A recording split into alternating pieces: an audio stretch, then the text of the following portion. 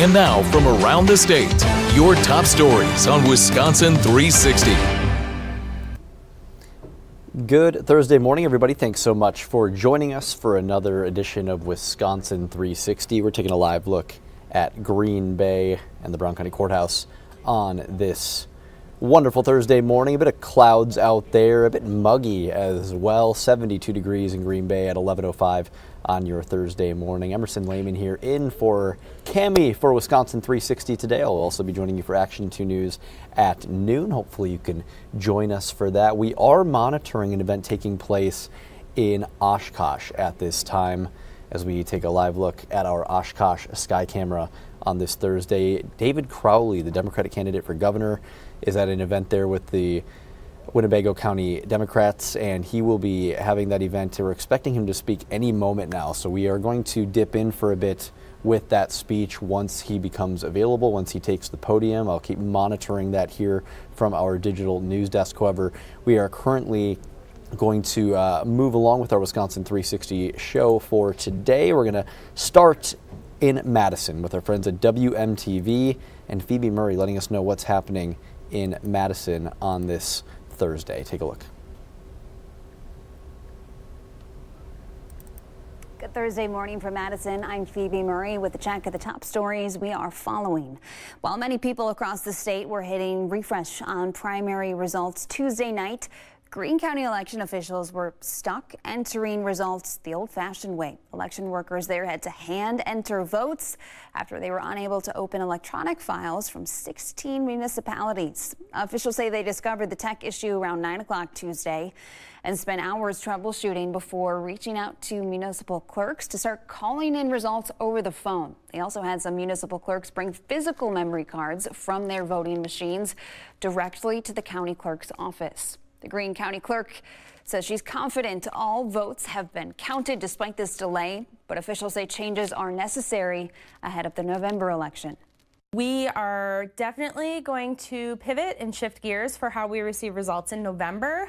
Even if we do identify what the issue was and what caused it, I think we're going to go ahead and just do call-in results on election night, just so that we can ensure that we're getting those results out in a timely manner. Greene County's election equipment vendor Liberty Vote will be there today to look at the equipment and plan for ways to correct issues going forward. The City of Beloit Police Department is facing a serious shortage of patrol officers. The city has 19 vacancies for patrol officers. Beloit has budgeted for 74 positions for sworn officers. A possible short-term solution here is in the works. The city's been in contact with the Rock County Sheriff's Office to possibly have deputies help patrol the streets of Beloit. City Manager Daniel Ortiz Hernandez says despite the shortage, people who live there should feel safe. You know, I certainly recognize in numbers, and people will have concerns with the numbers that are shown, but I want to reassure our residents in the community that our police department is still responsive and our community is still safe, and we're going to work through this in a positive manner and see the light as we work through this. The city's police chief, Shanella Stewart, is new to the job. She started in December of last year. Since she was sworn in, the city says 19 officers resigned and 4 retired. After years of legal battles and calls for change, there are no longer any dogs left at the Ridgeland Farms facility in Blue Mounds. The last group of beagles were transferred from the breeding and research facility yesterday. The final transfer included 155 beagles. 140 of them were puppies. Their departure brings closure to a months-long effort that has moved more than 2,000 dogs out of Ridgeland. Amy Van Artsen with the Marty Project has spent years advocating for these beagles. As she watched the final rescue vehicles leave, Van Artsen brought home Annabelle, one of the last dogs to come out. They're all gone, like they're all experiencing freedom, and it truly like the most meaningful day of my life, like to be able to see these pups come out, to take one home with me, and just know that Ridgeland stores are closed permanently. Annabelle is now settling in with Van Artsen's 2 other beagles, including Daisy, another former Ridgeland dog she adopted earlier this summer.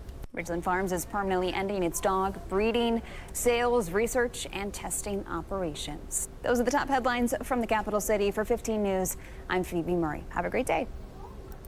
All right, Phoebe, thanks so much. You as well. We appreciate that look at what's happening over in Madison, in the Madison area on this Thursday, August 13th. Again, we are continuing to monitor that David Crowley speech that we are expecting to take place here within the next few minutes. But for now, we're going to head out to Eau Claire, our colleagues at WEAU, and Bob Gallagher with what's going on the western side of Wisconsin. Hey, Bob. This is a Wisconsin 360 update from WEAU 13 News. I'm Bob Gallagher. Covering the courts, a Toma man will serve time for providing the drugs that killed a man in 2023.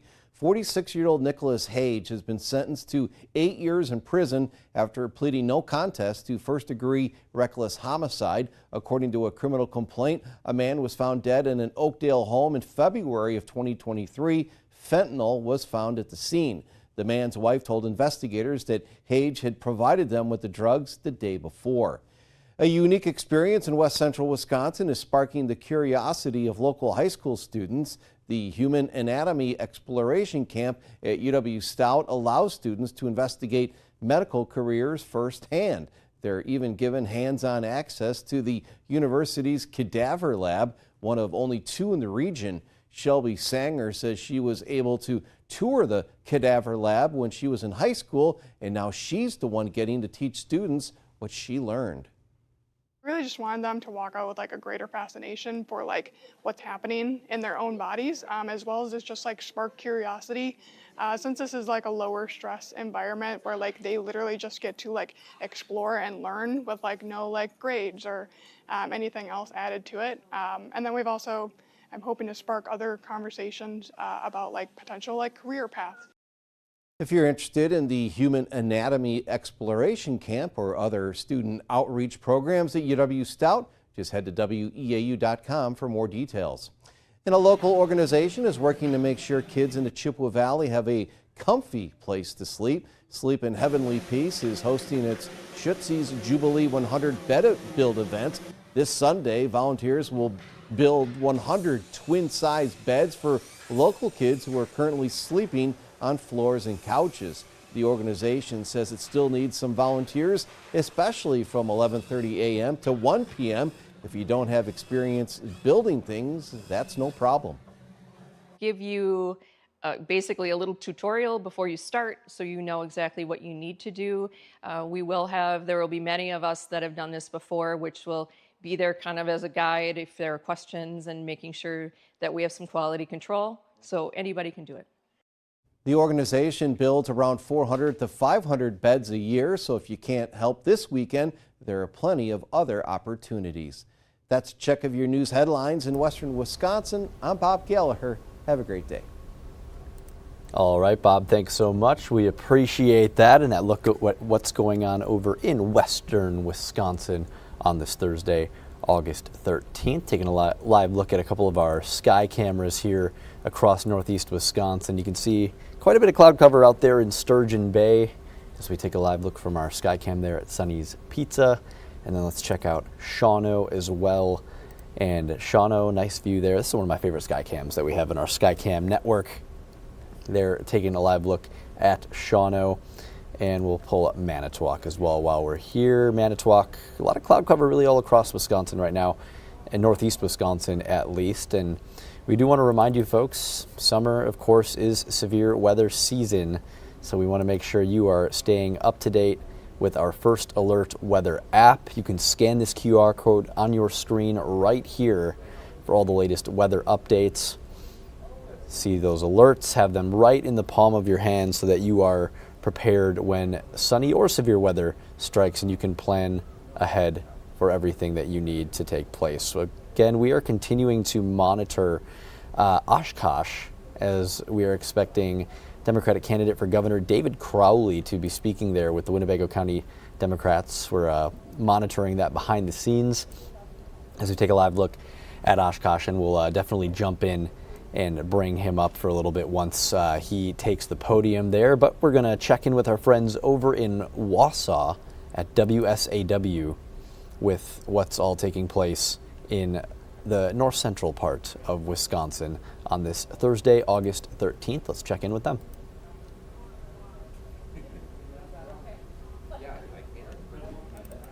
You are watching Wisconsin 360, taking a look at the top stories across the state. Good morning from Wausau. I'm Cassandra Cepeda. And I'm Erin Taylor. The Marathon County Sheriff's Office is investigating an incident in the village of Marathon that left one person dead and another injured. Around 1:15 Wednesday afternoon, dispatch got a call about a disturbance at a home. When law enforcement arrived, they found a woman outside the home unconscious and injured. A short time after that, officers went in the home. They found a man dead inside. Investigators believe this is an isolated incident, but if you know anything, please call the Marathon County Sheriff's Office or submit a tip through Crime Stoppers. Fresh off his primary win, gubernatorial candidate Tom Tiffany is touring Wisconsin. This morning, he's in Mosinee as part of his Common Sense Leadership Tour. Also looking ahead is the Democratic candidate for 7th Congressional District, Fred Clark. The former state legislator believes his political experience will benefit him in the race. In the primary, Clark earned 37% of the vote, beating Ginger Murray and Chris Armstrong. He'll face Michael Alfonso in November. Clark says Alfonso has a lot to make up for. He's got a lot to prove to the voters here that he would actually be capable and ready to represent them in a critical role in Congress. And he's going to have to make the case of why he could actually be an independent representative. The 7th has been a dominant Republican district since 2011, but Clark thinks this will be the first competitive race in 15 years. Alfonso will focus on affordability, blaming Governor Tony Evers' 400-year tax increase and former President Joe Biden for inflation. There's some more road work happening in Stevens Point. This time it's at 3rd and Clark Streets. That's downtown east of the Wisconsin River. Crews are there working on some utility maintenance. It's expected to be done by the end of the day Friday.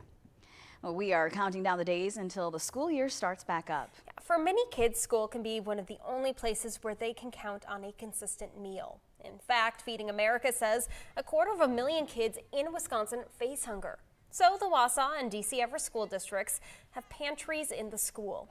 But it takes a lot of work to get them ready for the school year. That's where Peyton's Promise comes in. We have 4 schools right now going on. We are just filling the pantry. We're putting them in boxes and sorting everything to fill the pantry for students. The group got more than 100 kids to come out and help fill the pantries. The 19-year-old organization's mission is to not let any kids in the community go hungry.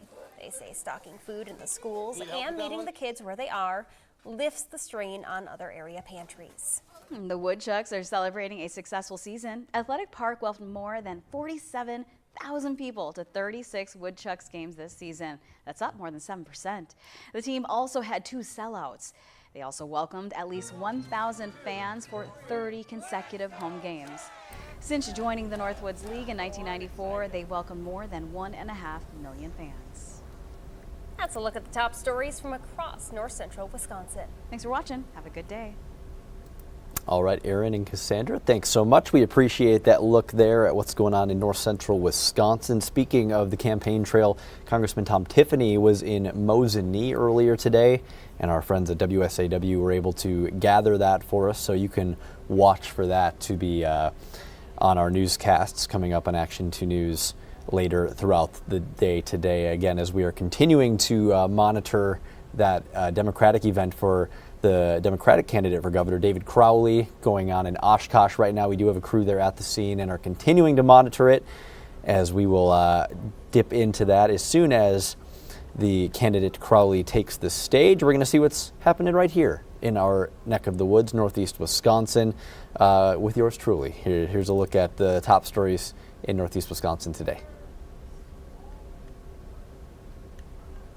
Hello from Green Bay, I'm Emerson Lehman. Here's what's making headlines in northeast Wisconsin. Players Pizza and Pub in Oshkosh closed for the time being after sustaining heavy damage during an overnight fire. Take a look here, viewer video showing smoke and flames coming out of the roof. The business owner posted on Facebook saying everyone was able to make it out okay and no one was hurt. A woman who owns the neighboring business told us that she was heartbroken for everyone involved after seeing those fire crews battle that fire there. The NENA Parks and Rec team want you to stay alert while you visit parks in the Fox Valley and use extreme caution around the storm-damaged trees. The tree you're seeing right here on your screen from Riverside Park shows 2 types of dangerous situations. One is a horizontal hanger. the other a vertical hanger. Both are dangerous because they can fall unexpectedly from any kind of disturbance. While visiting parks, crews say to look up before walking or working underneath trees. This year's U.S. Venture Open raised more than $5 million for nonprofit organizations in 10 Wisconsin counties through the Basic Needs Giving Partnership. This year's event drew in over 1,000 golfers, partners, and volunteers for the Golf Scramble at several area golf courses. And then the reception at Van Obel's. More than $80 million have been raised over the 41 years of the event, $63 million going to local organizations through that partnership. Former college football star Tim Tebow was this year's guest of honor. It's been awesome. We got to play golf, and now we got to meet a lot of people, and we get to share in a little bit and ultimately raise money to help those that are in hard times. And I think that's what's special when people come together, and there's power when people come together.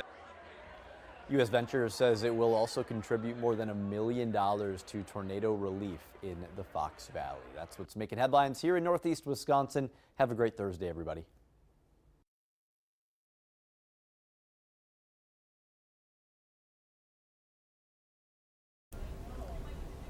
And again, we are taking a live look at Oshkosh on our Thursday morning here, where an event is taking place for the Winnebago County Democrats.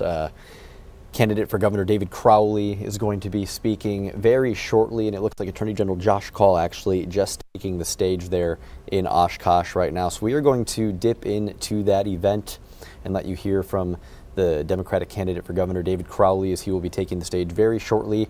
Again, we are also going to be having Congressman Tom Tiffany, the Republican candidate for governor, will have his event from Mosinee earlier today in our newscasts on Action 2 News. So make sure to stay with us throughout the day, both on air and online for that.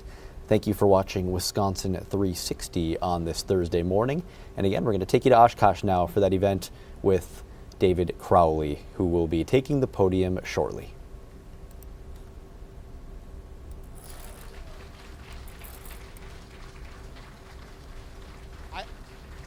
I will tell you, Gordon Hintz's leadership is missed in the Assembly, but the Assembly's loss is Winnebago County's gain. I know he is making real progress as county executive. But fortunately, he has a great replacement, your former mayor, Lori Palmieri.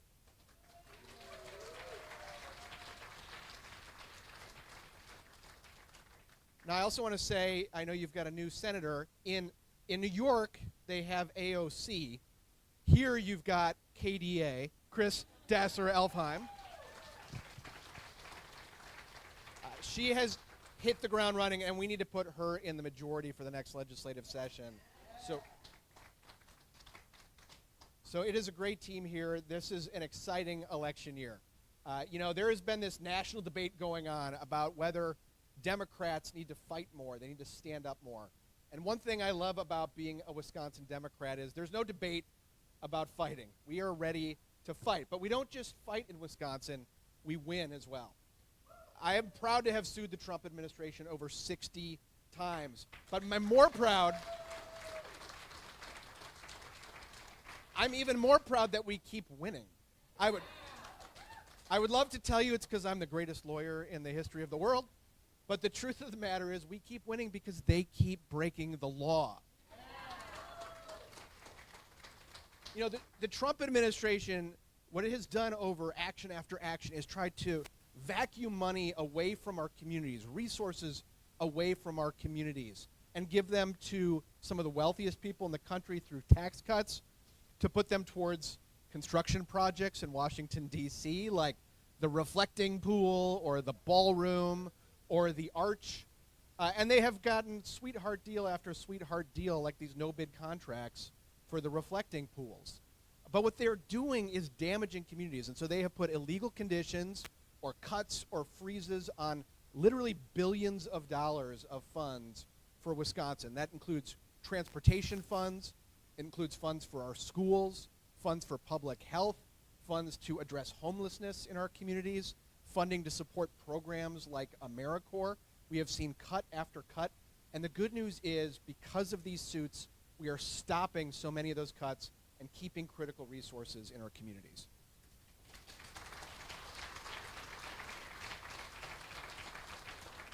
And it's It's not just the Trump administration we are standing up to and winning against.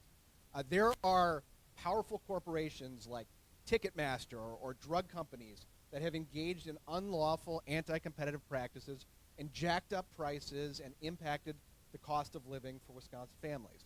There are scammers out there. There are companies that have violated our environmental laws. And at the Department of Justice, we are serious about holding them accountable and making sure we're getting relief for the people of Wisconsin. So we are making progress on issue after issue. But when it comes to the AG's race, you're going to hear from my opponent about public safety. And I welcome that debate, because here's the reality. In Wisconsin, in 2025, last year, we had the lowest number of violent crimes that we have had since 2011. We are making major progress. We're making major progress in fighting the opioid epidemic. My administration has helped to secure over $800 million. And most of those dollars are going to go to fighting the epidemic in our communities. And get this, from 2023 to 2024, there was a reduction of over 40% in opioid deaths in Wisconsin, more than 600 lives different.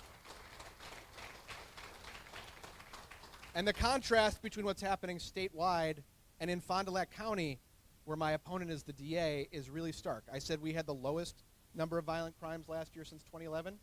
Fond du Lac County had the second highest number of violent crimes in decades last year.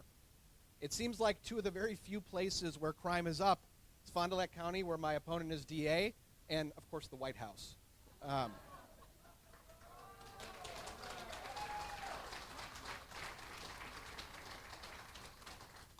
So we have a big election year ahead of us. There is so much at stake. We are going to be electing a new governor. I've got my re-election campaign for Attorney General. We have a real opportunity to flip the state assembly and the state senate. And the contrast in the visions between what Democrats are offering and what Republicans are offering is stark. At the top of the ticket for Republicans, they have Tom Tiffany, who voted against certifying the 2020 election. He put Donald Trump ahead of American democracy. He supported a 6-week abortion ban. I'm proud, by the way, to have fought against the 1849 law and have protected safe access to abortion in Wisconsin.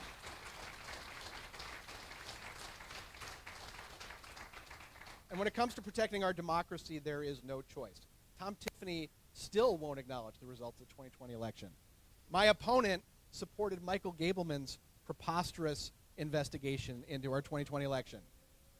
Well, my administration defended the 2020 election. We upheld the results, and we won because that's what the voters of Wisconsin chose, and we are going to keep protecting our elections as we move ahead into this year. So this year we have a stark choice up and down the ballot.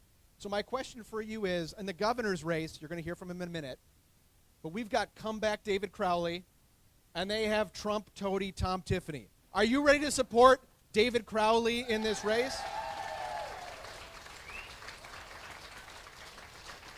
Are you ready to flip the state legislature? Are you ready to make this a historic election where we keep moving Wisconsin forward? All right, with that, I have the privilege of introducing your former state treasurer, your current Secretary of State, and your next lieutenant governor, my friend, Sarah Godlewski.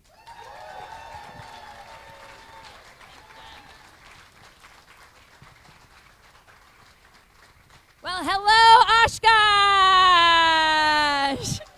It is so great to be here with you, and I just want to start, what is in the water here in Winnebago County? Because you have incredible leaders. I mean, you've got Marcia Steele, the best county party chair. You've got Chris Alfheim. You've got Lori Palmieri, and then you've got Gordon Hintz. I mean, it doesn't get any better than that. And the other thing I want to say is when you look at your statewide ticket, you look at Yee and Joe Costa and Josh and myself and David, this is what democracy looks like here in Wisconsin. But man, guys, what a primary election it has been. I mean, I was joking with David earlier, Netflix couldn't even write a better political thriller. And then I followed up by saying, well, who's going to play David? And we can figure that out later. But, you know, one of the things that I do want to say is that we all had breakfast this morning. And I want to first just recognize the incredible gubernatorial candidates that we had in this race. They were amazing. Whether that was Francesca Hung and the 7,000 volunteers that she recruited across the state, to Kel DeRoy's and Joel Brennan, who were always an active voice for progressive values. It all matters. But one of the things is when you're the only candidate for lieutenant governor, you want to see who the voters are going to pick to be your work bestie on August 12th. And I will tell you, thank you, Wisconsin, because I don't think you could have picked a better work bestie for me than the next 4 years than David Crowley.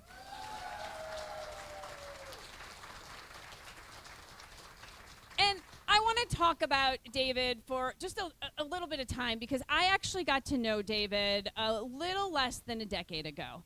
I was running for state treasurer as a political nobody from the Chippewa Valley. And folks are like, Sarah, you got to go to Milwaukee, because even though it is like a Polish haven down there, Godlewski isn't going to just cut it. And so one of the first people I actually met with was David. And I will tell you, we sat down and his story was so inspiring. You know, he talked to me about how he grew up in one of the poorest zip codes in the entire state and struggled with poverty and housing instability, despite his parents working hard, but they were still living paycheck to paycheck. And how he wanted to use that experience to make a difference, which is why he went into public service. You know, he started as a community organizer, then became a state legislature, before eventually going back home and becoming the county executive of Milwaukee, the largest county in the entire state. And here's the thing that I love so much about David, is he didn't just talk the talk, he walked the walk. You know, as county executive, he balanced the budget. He actually lowered property taxes. And he did that while also helping with housing costs and access to housing. And he even worked with Democrats and Republicans to get things done for Milwaukee. And what I am so excited about with David is fighting for working families isn't just a talking point for David. It's who he is, and it's what he's about. And I can't wait for what we're going to do together for Wisconsin, because when David and I talk about it, we want to make sure, like, corporations are paying their fair share, as an example. Well, health care is a right. It's not a reason to consistently go into medical debt. You know, where home ownership is actually a reality for people. And where when you work hard, you play by the rules, you can have an opportunity not just to survive, but to thrive. And I will say that couldn't be more different than that guy, Tom Tiffany. You heard of that guy? Oh my gosh. I mean, Tom Tiffany comes out as this nice guy. Oh, you betcha. But as somebody else from up north, I will tell you, we cannot let that flannel fool us. You know, he has voted 100% of the time with Donald Trump. 100%. And that's not being a leader. That's being a lapdog. Because whenever Donald Trump asks Tom Tiffany to do something, he says, you betcha. So when Donald Trump said, let's cut health care from 300,000 Wisconsinites, Tom Tiffany said, you betcha. And when Donald Trump said, let's eliminate the Department of Education and defund our public schools, Tom Tiffany said, you betcha. And when Donald Trump said, you know what, let's go into this senseless war, let's start these useless tariffs that are costing families over $2,000 a year, Tom Tiffany said, "You betcha." And now this guy wants to be our next governor? I don't think so. No. And let me tell you what a Tom Tiffany administration would look like in Wisconsin. So for starters, he's going to make sure that he gives tax cuts to the wealthy 1% in corporations and make working class folks pick up the bill. Then on day 2, he's going to create a national ban on abortion with no exceptions, not even for rape or incest. And then on day 3, the guy who was willing to overturn the 2020 election is going to give the voter rolls to Donald Trump. He's going to make sure there's no mail-in ballots, and we simply cannot have an election denier the next governor of Wisconsin. Are you with me?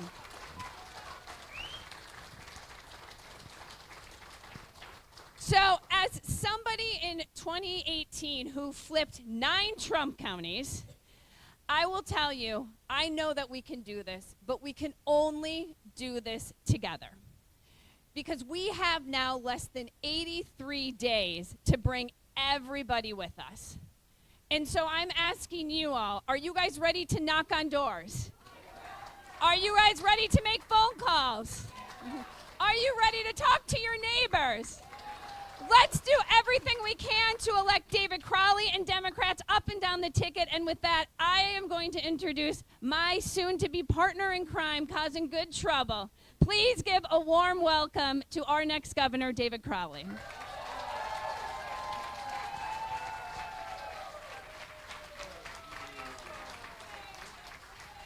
Thank you. Wow. Wow. Well, good morning. How y'all doing this morning? Let's give another round of applause to my great running mate, Sarah Godlewski. First and foremost, I just want to say thank you. I want to thank all the volunteers that knocked on doors, braving the heat, who made phone calls and probably got hung up a few times, but more importantly, kept moving forward, because we know what we're not going to do. We're not going to go backward.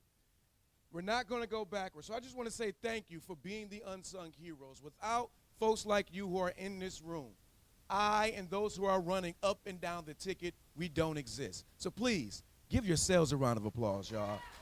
Please give yourselves a round of applause. When you think about running for a seat like this, I don't necessarily do it by myself.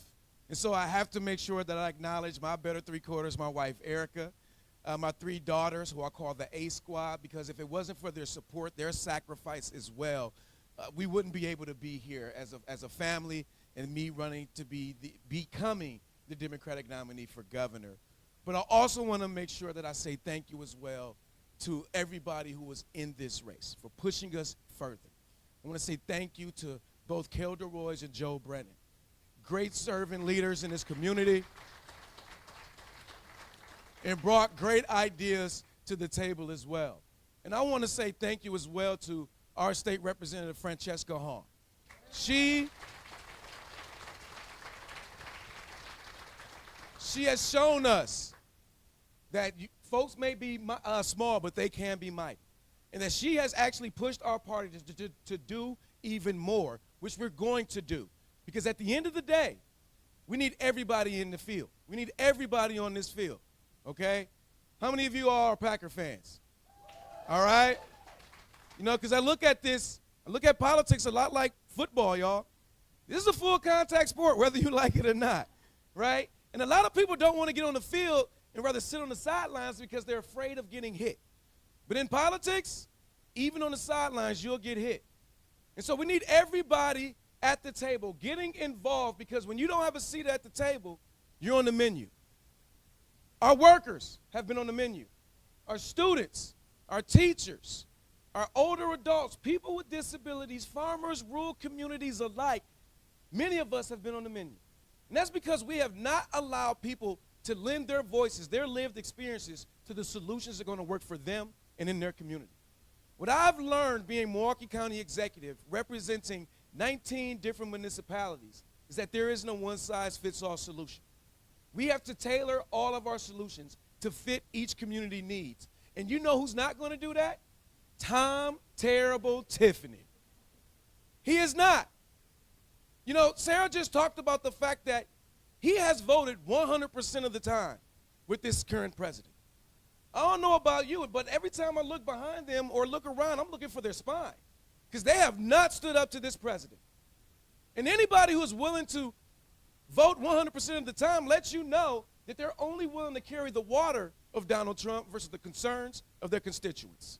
That's not who we need to be governing our state of Wisconsin. We need somebody who's going to fight on behalf of the people, who's going to stand up and make sure that we don't allow Washington politics creep up into Wisconsin's backyard. Am I right?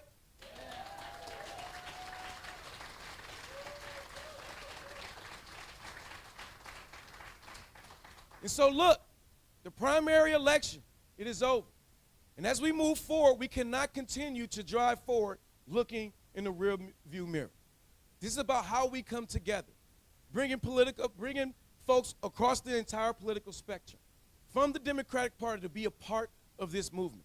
Because if we're going to build the winning coalition in order to defeat MAGA extremists in Congressman Tom Tiffany, we're going to have to build a solid coalition, not one just focused on ideology.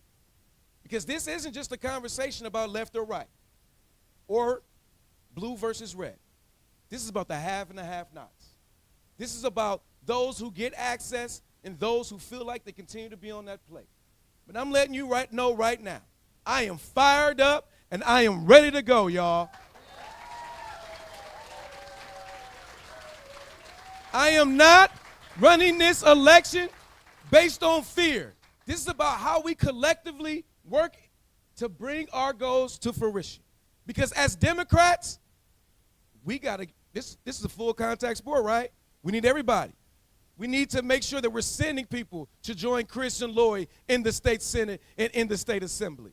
We need to make sure that we're sending Josh Call back to the Attorney General's office and that we're electing Yee. Come on, go ahead, I know. But everybody keeps asking, David, what are we going to do? We're going to change the trajectory of this state. We're going to make sure that we're fully funding our public schools all across the state of Wisconsin. We're going to make sure that we expand Badger Care so our farmers, our gig workers, and everybody has access to an alternative to for-profit insurance. We're going to make sure that we're raising the minimum wage, that we're repealing Act 10 and right to work for less to make sure that we are strengthening workers' protections in this state. And we're going to make sure that we're holding these data centers accountable, y'all. They're going to pay their way. They're not going to push off those costs to ratepayers in this state. I'll call it the Beyonce approach. Now, people keep asking, what does Beyonce have to do with data centers? It means they need to bring their own new clean energy. It's an acronym. They need to focus on building battery storage, building solar and wind energy, because the best energy that I believe in is the energy that we don't have to pay for, right? They have to pay for the infrastructure upgrades, for the grid upgrades. And everybody will tell you, we don't want data centers extracting from the state of Wisconsin. But I do believe this. We should be trying to extract everything that we can from these data centers right now. They should be paying for our rates. They should be subsidizing our utilities. And if we can use, go ahead, I've seen that. And if we can use our people power to defeat money power, that's what we're going to have to do. Because the Republican Party, they're not trying to focus on good policies. They're not trying to focus on the issues. They're rather distract and divide. But that's where we have to rise up as Democrats. Because as long as we keep responding and reacting to Donald Trump and Republicans, they're defining us for us. And so for so long, we've been playing defense, and now it's time to get on the offense. Now, I am grateful that we have had the steady, calm strength of Governor Evers playing defense against this Republican Party. But now it's time to go on the offense. It's not just about making sure that we continue the legacy of Governor Evers. Without a trifecta, none of the policies we're talking about become a reality. And so I am asking you all to get involved. Come have a seat at the table and give your 3 T's. Give your time, making phone calls, knocking on doors, letting people know what's at stake in this election. Because democracy is on the ballot. Right for women's reproductive health is on the ballot. We need your talents. Many people may use social media, sing, dance. I don't have that many, but how do you use those talents to bring awareness is extremely important, because many people may not still be paying attention. They may not. Yes, they may like be Patrick from SpongeBob, living under a rock if they have not known what's going on right now. But it's extremely important that we give everybody in the game. And then last but certainly not least, treasure. It is unfortunate that it costs money to run these races. But we know by seeing what the Republicans have already done, they're willing to spend millions upon millions of dollars to sow doubt, to give out lies about who we are as a party. And I'm letting you know right now, in this room and beyond these walls, we have the power to reject MAGA in this state. We have the power to reject Tom Tiffany. And so with your 3 T's, we will get rid of T3. And I know you all know who that is now. And that's toxic Tom Tiffany. Because as Governor Evers said, he believes that he will be the worst governor in our state's history. And Governor Evers will tell you, he knows because he remembers Scott Walker. He defeated Scott Walker. So let's continue to fight. Let us not give up. Let's continue to move forward, and let's make sure that we use both of our arms to bring others along with us. Are y'all ready for this fight? Are y'all ready to get to work? I said, are you ready to get to work? Well, Wisconsin, we got work to do. God bless you all, and thank y'all for coming.